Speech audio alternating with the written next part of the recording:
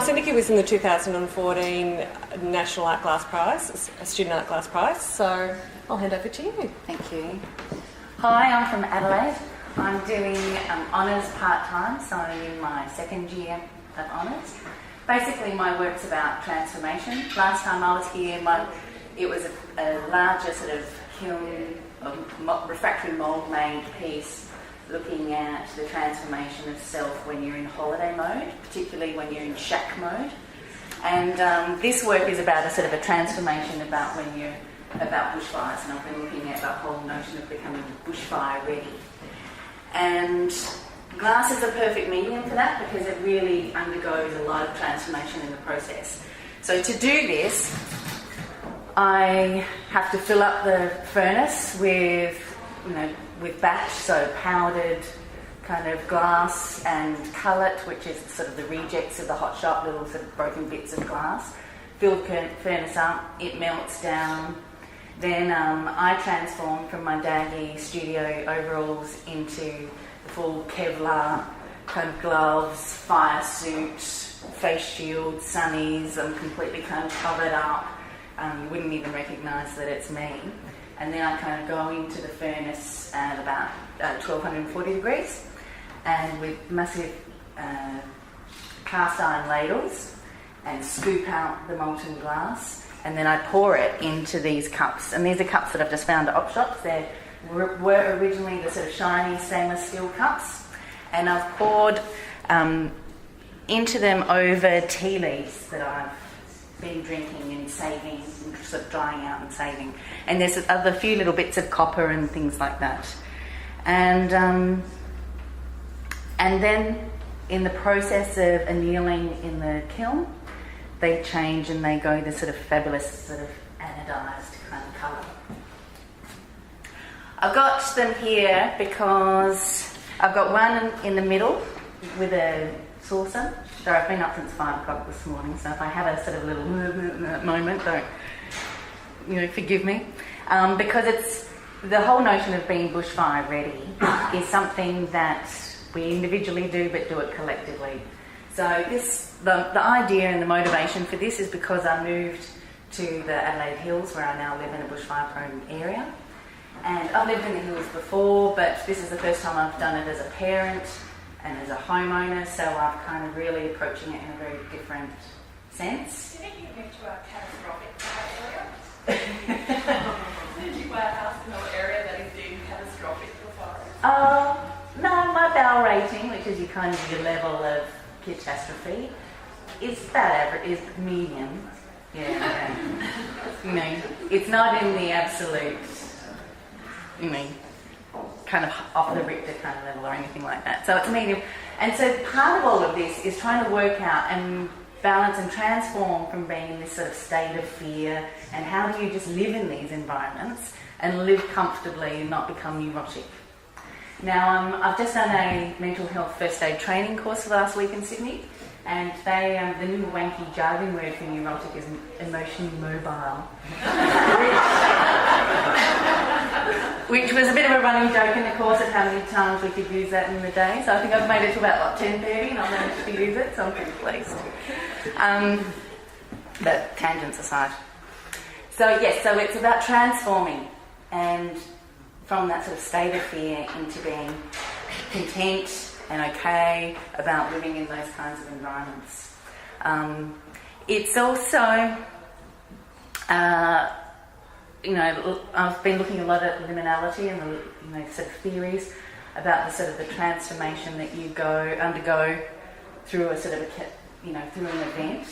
And I've also been really inspired by Marie Tamarkin's kind of ideas about courage and resilience, and that courage and resilience aren't heroic acts or single acts, they're sort of daily practices. They're daily activities that we have to engage in. And becoming bushfire ready, this physical and emotional state of preparedness for a potential event that you hope never comes, is kind of a ritual that you have to engage in at the beginning of every bushfire season. You've got all these things that you do on catastrophic days. You have, the things that you do, and you have to kind of prepare for all of these in advance. one of the things I'm really fascinated about in the process of being bushfire ready and having your action plans is about the kind of objects people choose to take in our relationship to objects and how we invest ourselves and our identity in objects. So if your house was about to burn down, what would you save? Your computer. Right, yeah. My life is in there. Yeah. What else? What are some of the other things you might? Photos. And that is number one, of things. And I've gone through various stages where I think, why? I've got this whole suitcase of photos that I never look at.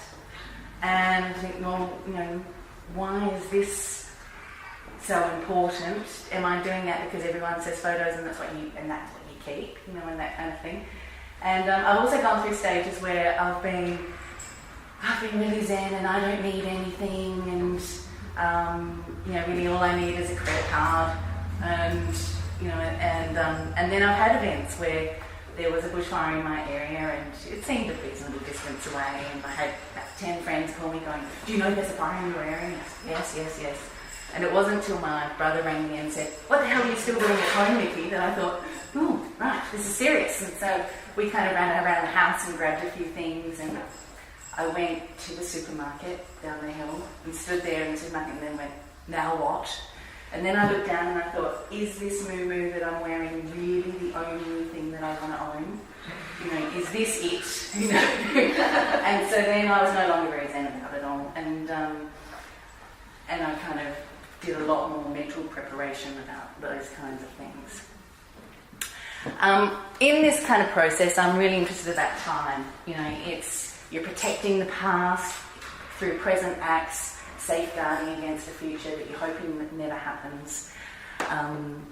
And I've kind of used this sort of tasseomancy, which is the art of reading tea leaves, coffee grinds, or wine stains as well, which my Nonna used to always have as a great party trick.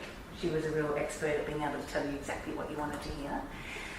Because part of this, this battle with our sense of control over nature and control over our fate is this sort of desire to know our fate. And that's why I've titled it, "If I Knew My Fate, Would I Still Live Here?" And it's that thing of, the struggle of wanting to know the future, not wanting to know the future, wanting to have that kind of control, generally that type of, superstition or resorting to sort of the readings of the future and whatever method, which a lot of people I know do because they, as a sort of a sense of gaining control. For me, it just kind of raises more questions.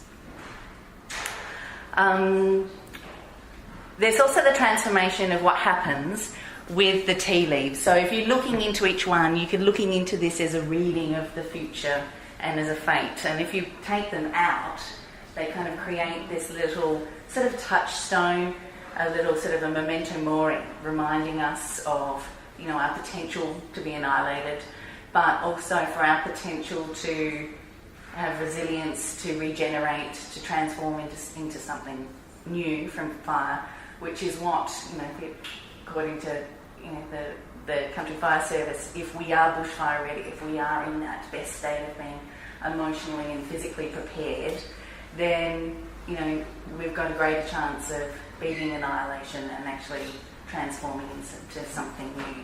And that happens individually, it happens collectively as a community, and it happens even for people that don't live in bushfire areas, because a lot of people have been really touched by some of the really devastating fires. And so collectively we sort of share a sort of a trauma from it, but we also share the sort of the resilience and courage that happens afterwards, and the transformation and the rebuilding that happens afterwards. So some of my future work is going to explore these individually a lot more, and I'll pass it around because you'll see that in it the tea leaves or the coffee grinds, they burn away, they're transformed, but they're still present and they create something new. And there's parts where they completely burn away, so there's the hole from where they've been, so there's the sort of the absence, but then they carbonise and create, like if you look into some of these, they're sort of silvery, almost looks like mercurial kind of patterning. So there's a there's something new that's created within it.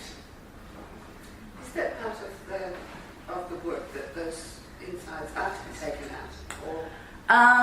No, these ones, they don't, that's the only one that kind of just by chance happened to come out. These ones are all stuck in there if I tip them upside down.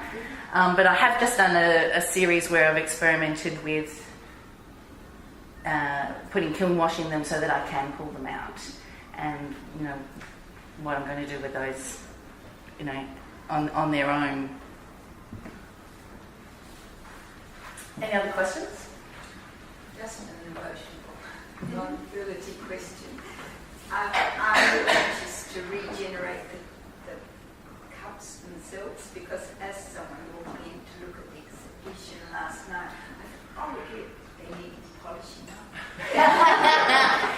Yes. I'm in two minds about this because I really love the kind of anodizing of it, but it kind of talks about, this looks like it's post-fire. And really what I'm wanting with it, it's about the future reading, you know, of the future.